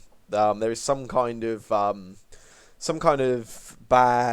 mojo, bad feeling on this, but you can't really get a sort of clear read on what the issue is. But there's definitely something wrong with it, and you get the feeling that once somebody decides to accept the gifts of the shield, they are probably somewhat tied to this. This shield's probably made by orcs. Haha. Cursed shield. It's just Uh, magic bullshit, and I should have known better than to pick it up. yeah. The worst thing, though, if you get rid of it, it could be worse. What? May have to- Literally, as you say that, I'm stood just about to frisbee it down the corridor. I just look back at you and go, when you say worse, I've heard rumours about cursed items when you try to get rid of them, it could become fatal to you. oh, for fuck's sake. I personally would either get a priest to bless you or something, or maybe someone to disenchant the item. Mm. Can you disenchant items in this world? Yeah, potentially if you can find somebody capable of Maybe it's such a thing. Is that finding an nostril? Well, I don't know. I think if I was to walk into the watch station and say I've got a magic shield here, they'd probably have some things to say. No, fuck it. I'll Oh no, I can't move. I won't move over there, but I will go over and that long corridor to the right of us. I'm just gonna stand at one end of it and I'm just gonna frisbee it down the corridor. Oh golly. Yeah, you do it. You sort of throw the shield. It sort of bounces along, clatters to the ground. Yeah. And I'm just gonna turn my back on it and ignore it for now and see what happens. Okay. Yeah, you feel no different. You're still attuned to it, even though you don't have it on your person. I'm waiting for either the excruciating pain as I get further away from it, or a little bit secretly, I'm hoping that a little bit later on I'll just reach for it and it will just be there. Because that could be okay. But, nothing happens in the immediate. Yeah, that's fair enough. We'll go over to the loo, knock on the door. You all right in there, lad? Mm-hmm.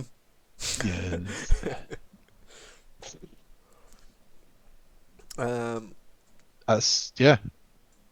And then I'll look over at Elwyn and so what are we going to do now? I guess we need to find some food. Well, there's some food here. If we leave, if one of us leaves on their own, I'm not entirely sure we'll be able to find our way back.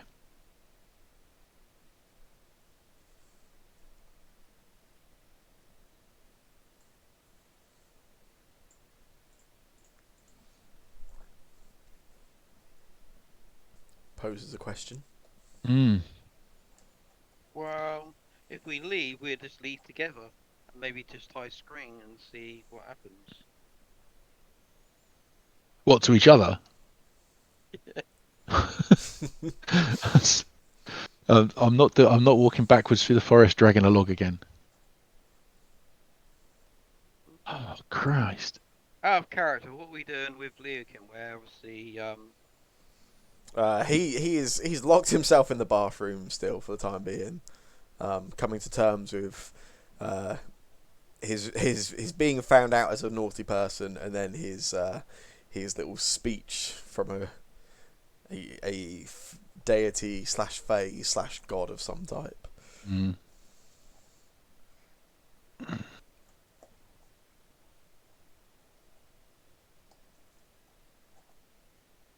You're quite welcome to. I don't know if you want to have. What? I don't know if you guys want to have a look outside or. yeah, we've got to see if we're in the same place because it might. That's That's a good idea. I was going to suggest. I was actually looking at my character sheet to see if I had any booze. Apparently, I don't. Which is Was there any booze and metal you can drink? That's a good question. Probably you didn't look, to be honest. I think I probably have, but I'll go and look a little harder, and I'll lower the bar for what I'm willing to drink a little bit further. Yeah, having a look through that sort of kitchen mess area, Yeah. you find there's a few sort of like various containers of liquids. Some of them look like they may have been like the rainwater. Looks like they've got some kind of just sort of pretty normal clear looking water. There's a couple more putrid looking and smelling ones. There's one that's this sort of like brown liquid, and it almost has, you can almost like sediment floating around in it. Okay, that's Giving it a quick sniff is quite putrid smelling. You do come across one other, and this looks like you sort of, if as you give it a sniff and have a bit of a look at it, this is some kind of wine. Probably not the finest of wines you've ever come across, but it's certainly some kind of fermented grapes. beggars and choosers. I'll grab two wooden cups, which I will rinse off in some of the rainwater, and then bring that and the wine. Yeah. And should we sit up top for a bit, old man? Do you fancy a drink? Oh, go on then. We're climb up top.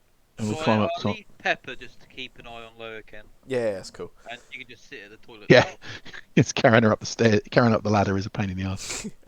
Yeah, you can climb up the ladder, and you sort of open up the hatch, and you can see sort of daylight sort of breaking through the tree cover up above you of the forest. And you pull yourselves up out of the ladder up onto the ground around you. I will get you both to make for me a perception check. Oh, It's my advantage where I. Yes, you've got advantage because it's a forest. Nice. 15. It's early. It's been a long night, and you're already drinking, Carl. And it's a fucking forest. I know what a forest looks like. Yeah.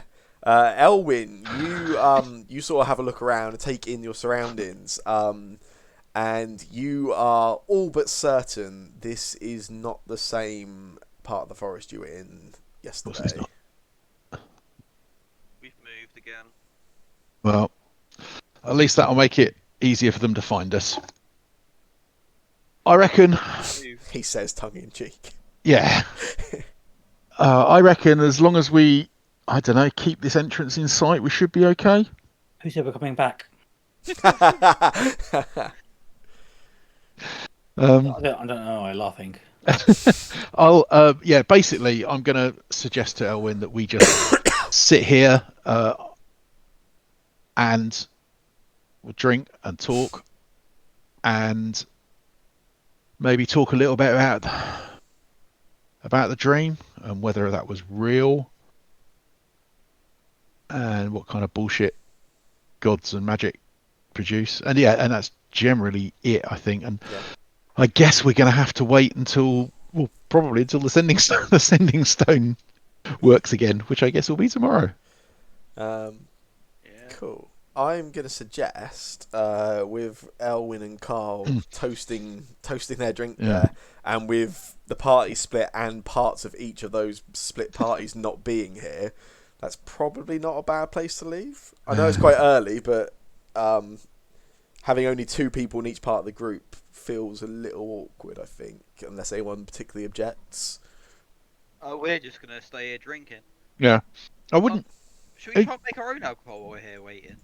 We can find some grapes, make some wine, turn this into a little brewery place. Yeah. I have no objections. But I don't know. I have some business that I want to do in Griffinstill, so it might be easy to do it now. Yeah, we can do that quick. Yeah. I'd be get the So the three of you that are on the train back to Griffinsteel. Just after 6 a.m. you arrive back in the city. It's early morning, but this is a city that wakes up pretty early. Things are very active already as you arrive in the city. So I can't remember what we agreed to do when we got here. To be honest, it's been like quite a lot of sessions in the last weeks. That's cool. I think there was certainly some discussion about obviously Chiristiona. Today is the last day that Wenda was able to keep her. Yeah. So we're there. Okay. But so I say to this early, right? I say to them that I'll meet them there around what's time now? 6 o'clock. You said. Yeah. 10 o'clock. Yeah. At the thing, and I'm gonna disappear. So I've got some really important business I need to attend to. That's why I was quite keen on getting out of the forest. Then I'm trying to find a map of Griffinsteel. How do I see a map of Griffinsteel? Go to map. Here you go. Found it. So then I'm going to do something private which will take me about 2 hours. Mm-hmm. No, 2 hours, say, which I'll message you about. But Yep. it's nothing that's going to cause any issues. Yeah, that's cool. And then around 8 o'clock, what time do shops open in this place? Depends on like what the particular business is, what area of the city, but probably from like some places early as 7 a.m, other places closer to sort of 8, 9, something like that. Oh, so I head to Gun Lowers. Yeah. That's cool. Sorry, 1 second. I don't think we've been to Gun Lowers previously, have we? No. Nice. In that case, let's grab this quickly. You have not. Have I been there? You tell me. I mean, it's a relatively well-known sort of antique place. Probably is known for exotic items. I'm gonna message you something real quick on that's fine. Face. Oh no, I was with the DM because I can do that. How do I do that? With this right? The GM or DM? Yeah, or you can press Alt and W, and there's now a whisper box, which makes it easier. That does not work, unfortunately. Oh, amazing. No, but it might be fine. It's because I use LastPass. Oh, okay. And W does something with LastPass. Oh, I see. Okay, that might be why then.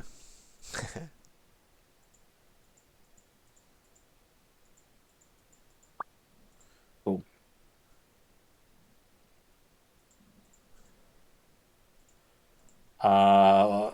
I just sent you a message, and then I realised that I forgot to test the command, and I'm not sure if this command's going to work or not.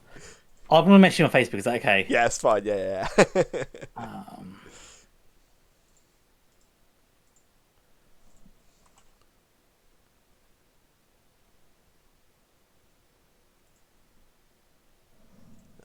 have a look.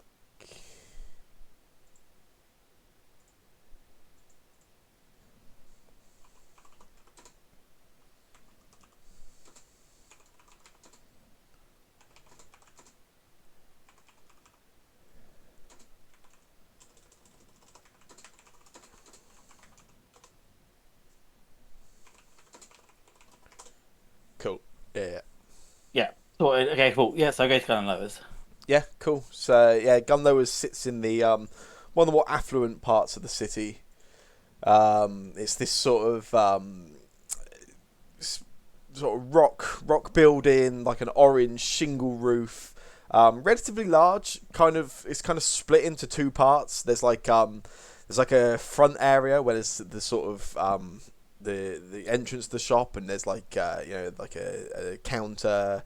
There's also this large sort of they have this like large back room where they keep all sorts of various imported items, antiques. There's furniture. There are like taxidermy, like animals of all sorts of, some quite mundane, like as simple as like a stuffed fox, and some quite exotic animals and creatures in there as well.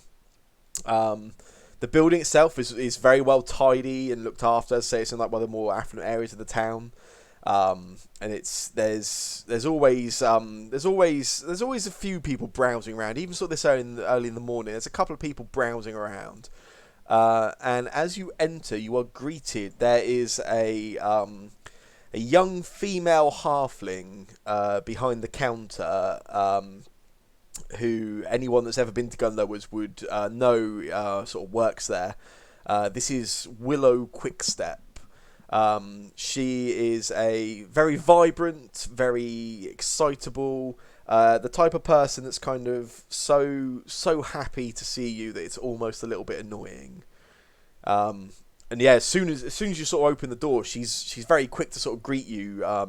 Even sort of this early in the morning, sort of just gone 8 a.m. She sort of smiles beamingly straight at you and says, another beautiful day in the city. What brings you here? Morning, Willow. I look around. Is it busy in there? No, you can see there's a tiefling, male tiefling, who appears to be browsing one of the bookshelves. Gunlowers has quite a collection of books, again some sort of quite rare pieces, and he's sort of quietly sort of looking through the various titles on the spines. But that's the only other person in there at the time. Tiefling, interesting. I'm assuming tieflings are quite rare around here. Yeah. I sort of eye him a little bit for a second or two, and then just turn back to Willow and say, "I haven't got much time, I'm afraid, but I need to talk to you about a special item potentially. I was wondering if we had anywhere more." I look around, I look sort of at him, but not at him, but like a gesture over to him with my head. Anywhere more suitable we could discuss business. Private discussion, of course. And she, what is a private discussion is probably not a private discussion, as she sort of shouts this relatively loudly in this room featuring only the two of you and this tiefling. And she sort of gestures to the back room and sort of starts leading you over there, almost sort of skipping as she sort of walks over towards this sort of back room. And she stops for a second, turns to the tiefling, just sort of wags a finger and says, "Don't be taking those books," and then sort of ushers you through into the back room. I make an effort when the tiefling looks around to like not look at him, so he can't really get a good idea of my face. Yeah, he sort of turns and he's got quite a stern look in his face. It almost seems kind of a little irritated at her even sort of like shouting out, and just sort of turns back and carries on looking through this particular book he's looking at the moment. And yeah, you can head back into this rear room. There's no door that closes the room off, but this back room, it's almost in terms of, at least in the way it's sort of laid out and the way it is, it's almost more of like a storage room. There's kind of like, you could trip over it. There's items everywhere. There's pieces of art lent up against like other items. There's things sort of piled on top of each other. You could spend probably the best part of a fortnight even just listing all the items and inventorying the contents. I say to her, do you remember me? She sort of looks you up and down. She goes,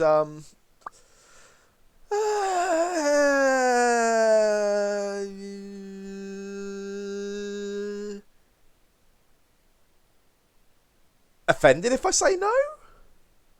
I make a gesture, which I think, given our past conversation, would indicate that she would she would know me. Yes. It's all working out for you? Yes, thank you. I have something that something that you might be interested in purchasing. Oh, well, we're always looking out for new items. Yeah, but it's, secret? Of that nature. Stolen? No. Magic? I nod slowly. And she almost comically sort of like moves in her head towards you a little. She says, "You probably think we should be quiet now." And she sort of laughs a little bit and sort of just gestures her eyes back to the main room a little bit. I nod slowly. And I reach into my pack and pull out the scroll of foresight. Mhm. Just say I've come across this, and I undo it, and I say, I don't know enough about wizard spells to really be able to do much with this, but I know that it's really valuable. I might need some money soon. If I was to sell this to you, what are we talking? And she sort of she takes it off you and she rolls it out on top of there's like this sort of dresser, slightly dusty, covered in sort of dust, not particularly great sort of value. And she starts sort of going over a little, and you can see she looks a little confused. And her face, almost for a moment, actually, for the first time, sort of breaks from a smile almost into like seriousness. And she looks back at you and she goes, "Where did you get this?" I'm afraid that is not a matter of public record. Record. I do recognise you. You're the journalist. A journalist from the Record with a spell scroll.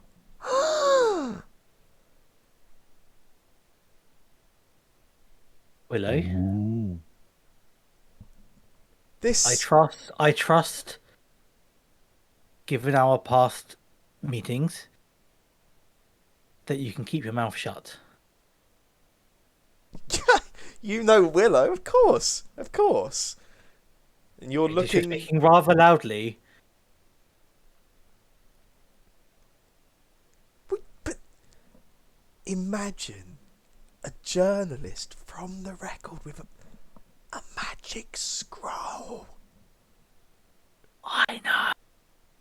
How much is it worth? It's you. You're the journalist. What do you mean?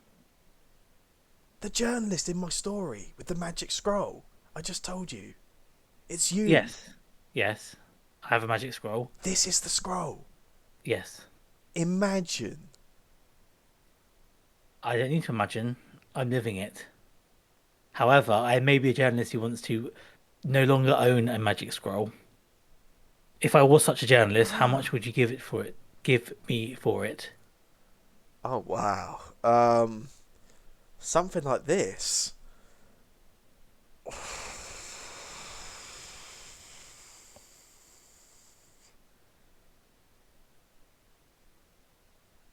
$10,000? Which is 100 platinum. No, 1,000 platinum. 1,000 platinum.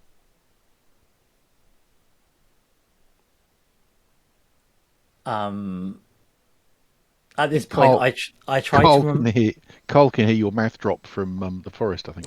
I try to remain calm, but I sort of like not put my hand on my sword, like obviously, but I sort of like nervously finger my rapier as I reach over to take it back from her and say, "That's wonderful, Willow. Can I just have that back, please?"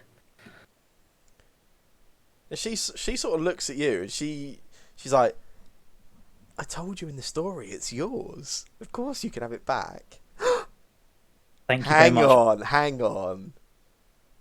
You've printed this at work, haven't you? This isn't real. No, you can see right here that the ink, and I show her, I don't know, some insider knowledge. Yeah, some parts of it. I know enough about wizard shit to like be able to sort of like have a conversation about it. I certainly can't cast a 9th level wizard spell, but I can certainly have a discussion about it. And I quickly get it off of her as soon as I can. Roll it up, stuff it away again, and say, "Thank you so much. whilst talking about business, I'm not sure whether I need the cash right now, and obviously, as you know what that was.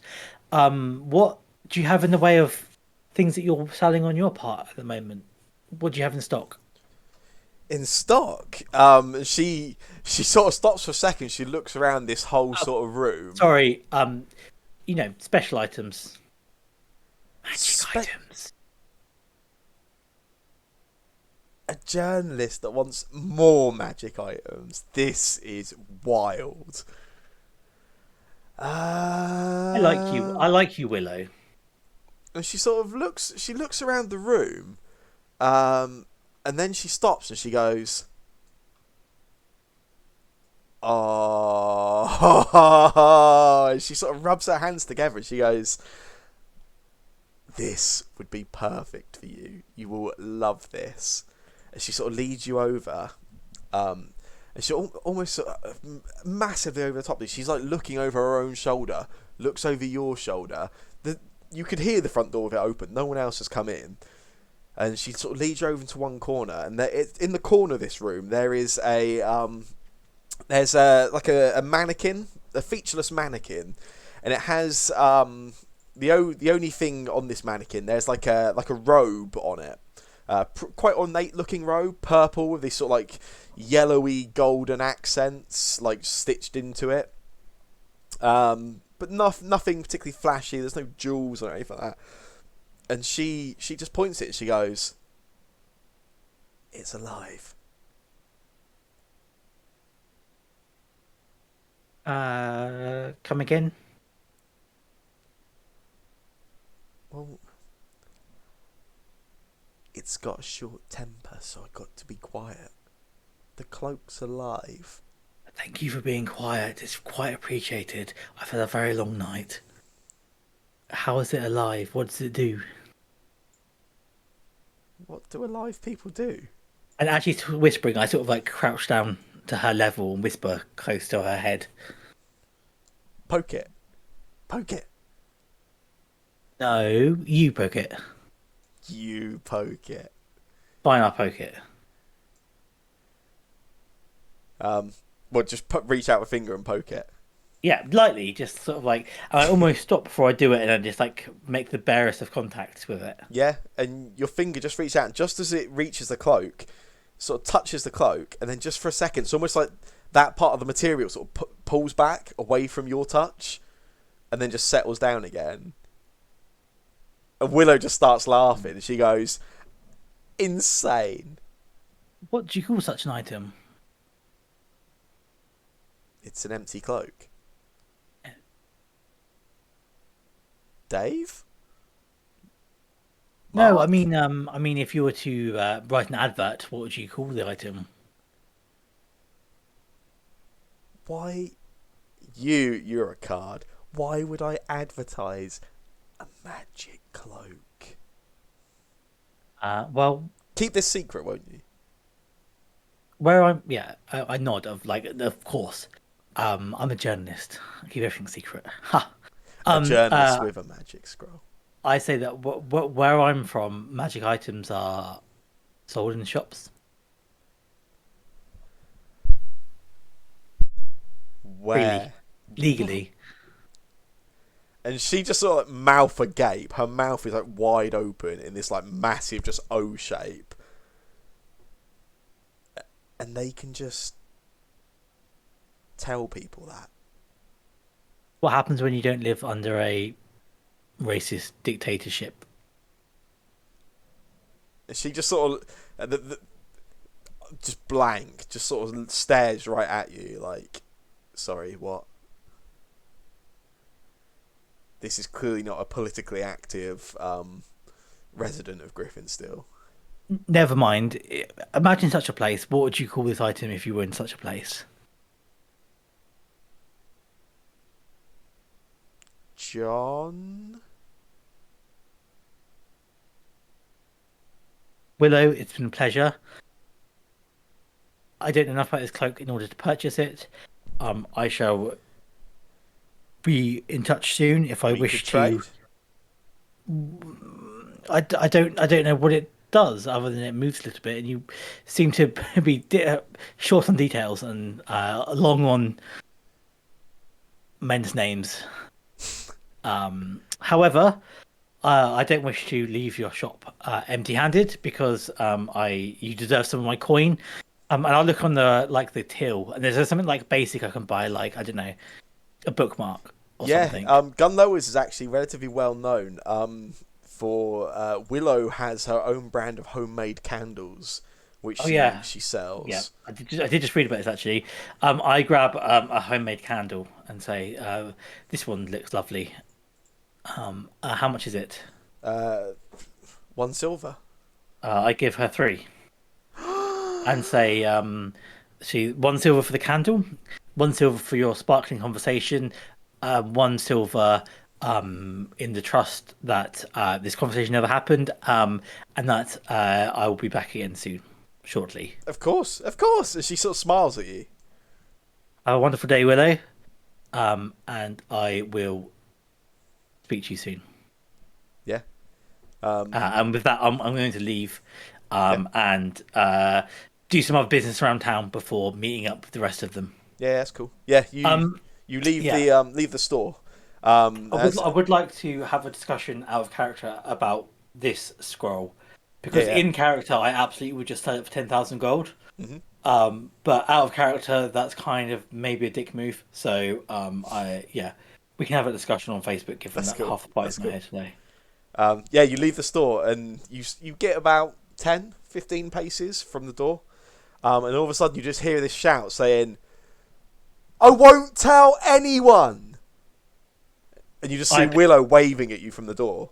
I just half look and then realise what's going on and just like grimace and then pretend she's not talking to me and just walk faster. Yeah, you quickly disappear into the now quite busy at this time of morning streets of Griffinstill. And yeah, I think that's probably a perfect place to leave off. Yeah. Awesome. Excellent. Cool. Sorry if that was a bit of a disjointed session, but I wasn't quite sure when to leave stuff with like 2 people missing and the party split as well. It's a little bit awkward, but yeah. Cool. That was good. You missed an absolutely awesome Sam Riegel D&D Beyond advert at the point where you and Charlie went to talk about something. Oh yeah, sorry. Yeah, I really should have thought that. Except I was on mute. So I only entertained myself, but it was awesome. Nice. Cool. We will pick things up next week. Out of character, out of the situation. That cloak, did I get any information about what it actually was? Like, I really tried. It shouldn't give me any information about what it was. I'll get you to make a quick perception check for me. Sure.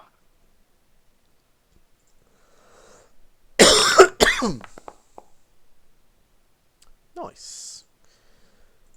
Let's have a look quickly.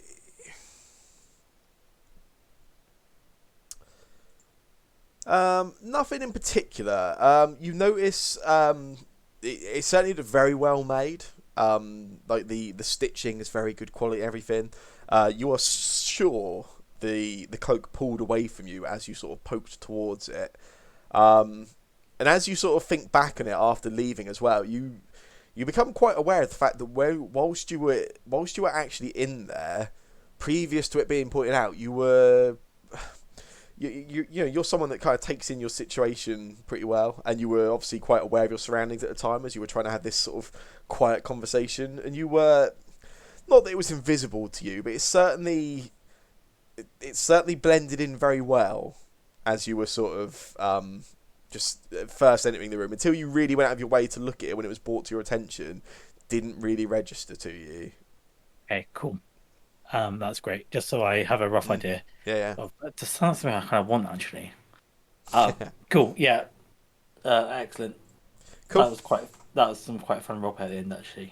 Good. I'm glad. Willow's very annoying, but in a good way. Excellent. I actually really like her.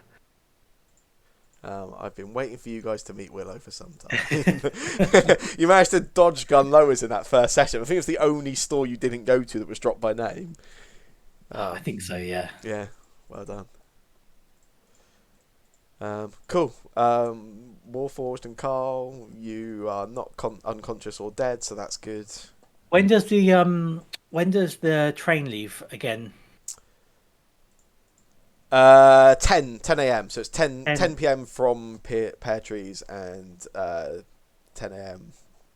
from Oh, okay. So when I said to meet them at 10 a.m., in my head I was thinking of meeting them at the place, that's what's it called place.